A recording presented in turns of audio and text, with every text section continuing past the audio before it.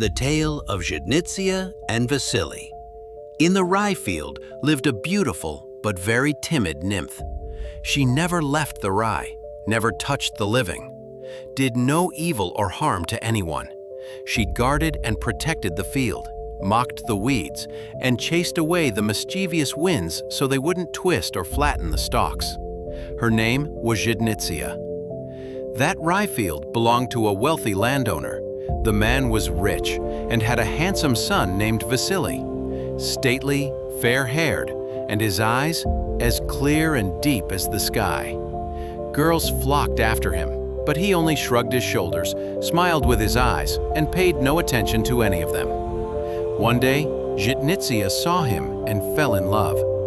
Sometimes she would sit on the field's edge, weaving a wreath of poppies, always glancing toward the path where Vasyl might appear. One fine summer morning, the young man came to the rye field on his father's orders to see if all was well and whether it was time to begin the harvest. And there was Zhytnytsia, waiting for him, casting her charms upon him. Vasyl didn't even notice how he fell under her spell. He started chasing after the maiden. She seemed so dear and lovely to him that he felt he could not live without her.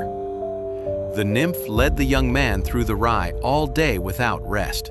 She could not get enough of looking at him, but never let him too close so as not to frighten him. When the father came looking for his son, who had not returned home for a long time, he could not see him in the rye. Zhytnytsia had skillfully hidden the boy from his father's eyes. The young man could not understand where he was or what was happening to him. The second day passed, then the third. The boy neither slept, nor ate, nor drank.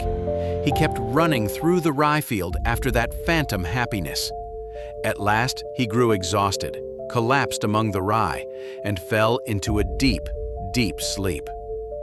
When he woke, there was no one around, only rye standing all around him. The young man came to his senses, but could not remember what he was doing there. Perhaps the sun had struck his head and he fainted. But why then did his legs ache so badly? And why was he so thirsty and hungry? He leapt up and rushed home. But Vasyl probably did not run too quickly, for he did not know from whom he was fleeing. The nymph quickly realized her beloved had vanished. She turned into a lark, soared upward, and spotted Vasyl. Then she descended, took on her familiar form again, and ran after him. The rye bent beneath her as if from the wind and immediately straightened. The nymph left no trace. Near the very edge of the field, Zhytnytsia caught up with the boy. One more step, and the maiden would never have seen the young man again, for her power existed only within the rye. She seized him with both hands, turned his face toward hers, gazed once more into his beautiful eyes, and, to never lose him, exhales sharply breathed a cold breath into Vasyl's face. And at that spot where the boy stood, two sky-blue flowers swayed like two young eyes. Thus Vasyl remained forever with the nymph.